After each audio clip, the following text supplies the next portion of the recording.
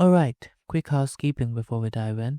When I say a millionaire in this video, I'm not talking about your uncle who has a decent 401k and considers his boat as an asset. I mean someone with a net worth of $10 million or more. Basically, the top 1%, people whose bank account balance looks like a phone number. We're not talking, I can finally afford premium guacamole, rich. We are talking, I could buy the avocado farm, rich. Got it? Cool. Let's start. You, me, and a tech billionaire all get the same 24 hours in a day. The difference between our lives isn't some magical genetic code or a secret handshake they teach you at the yacht club.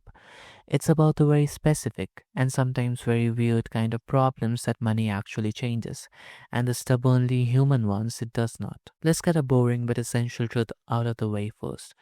Money buys options, not character. Money is an amplifier. It makes a generous person a philanthropist, it makes a creative person a patron of the arts, and it makes a joke, well, a joke with a much better sound system. The millionaires I have met are doctors, founders, artists, and investors, sometimes all at once. They're still grinding, still nerding out over their passions. They have not transformed into cartoon villains stroking a white cat. They're just regular people playing life on a lower difficulty setting, with all the expansion packs unlocked. And that menu of choices, it changes everything. I once met a millionaire at a local tennis club. We were both waiting for a court to open up, except I was the one waiting.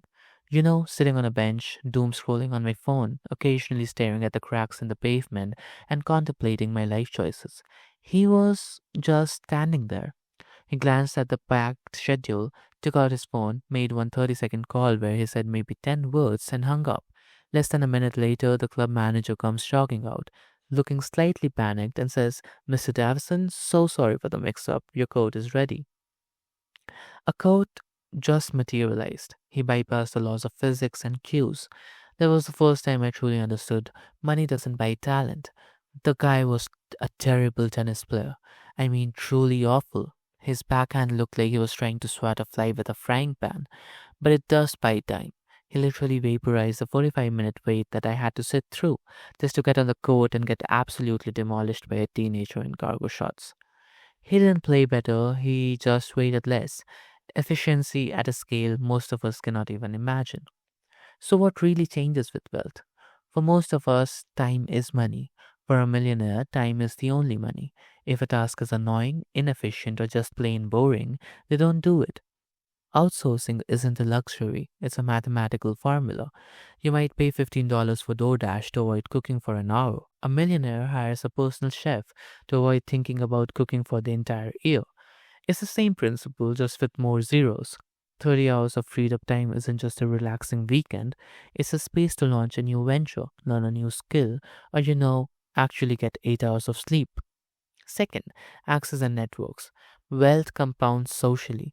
Your network is for asking a friend to help you move a couch. The network is for to getting a warm introduction to a venture capital firm that can fund their next satellite company.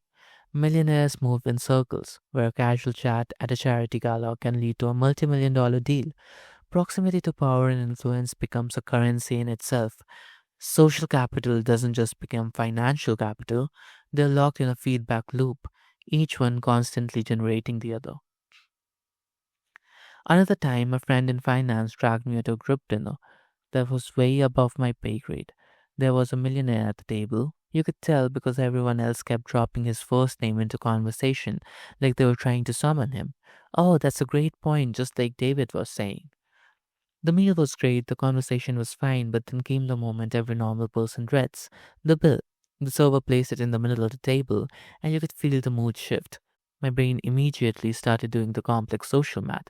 Okay, I just had the chicken, she had the fish, he had two cocktails. Should we split the appetizer 7 days or. As I reached for my wallet, preparing for the inevitable 15-minute Venmo request and follow up text ceremony, the millionaire just made eye contact with the server. He gave a tiny, almost imperceptible nod. No wallet, no card, no phone. He just nodded. The server took the bill and vanished. It was handheld. He performed what I call now the phantom tap. I realized in that moment for him, the mental energy and time required to calculate who owed what was a more expensive transaction than the entire $800 bill. For the rest of us, meticulously splitting that bill was our dinner and our after party entertainment. Third, financial complexity. Don't assume a millionaire's life is simple. They don't just have checking account with a lot of zeros. They're managing a financial ecosystem that looks less like a bank statement and more like the wiring diagram for a space station. They're juggling trusts, LLCs, equity stakes, art portfolios, and bizarre liquidity problems that would give a normal accountant nightmares. They might be worth $50 million on paper, but still stress about having enough cash on hand to cover taxes. It's not I'm worried about rent stress, it's a different flavor.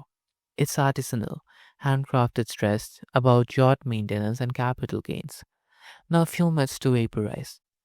Myth 1. They swim in gold coins like Scrooge McDuck. False. Most are surprisingly frugal. The ones who stay wealthy are often the ones who nerd out on spreadsheets, optimize their tax burden with terrifying efficiency, and still use a 10% off coupon at Home Depot. Myth 2. They never worry about money. That's wrong. The worries just scale. Instead of can I afford this vacation, it's should I sell my stake in the company now or will holding for another year cost me 8 figures in opportunity cost? Same cortisol, much fancier context. Myth 3.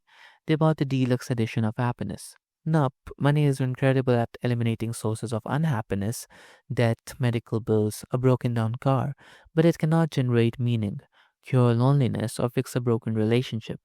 You can be lonely in a mansion just as easily you can be in a studio apartment. The echoes are just better. So what money actually buys?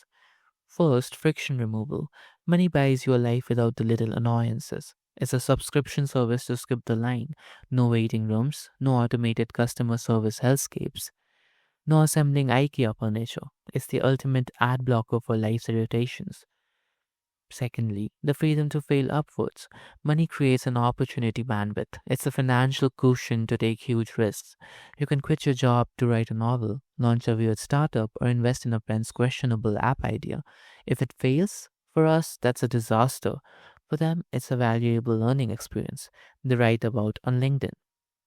Thirdly, expertise on tap. They have a personal board of directors for their life. The best lawyers, financial advisors, doctors, personal trainers, and executive coaches. They are just a phone call away. They do not have to guess. They can pay to know the optimal answer for nearly any problem. Millionaires have more options, more leverage, and way more complicated spreadsheets. They can buy their way out of lines, inconvenience, and bad advice. They absolutely cannot buy meaning, genuine connection, or a cure for existential dread. That part, for better or for worse, is still a DIY project for all of us. If you like this, hit that subscribe button for more practical takes on modern life. Or don't, I'll be fine. I'll just be here. Now tell me in the comments what's one single chore you'd gleefully pay to never do again. I'll go first. Folding fitted sheets. It's like black magic and I refuse to participate any longer.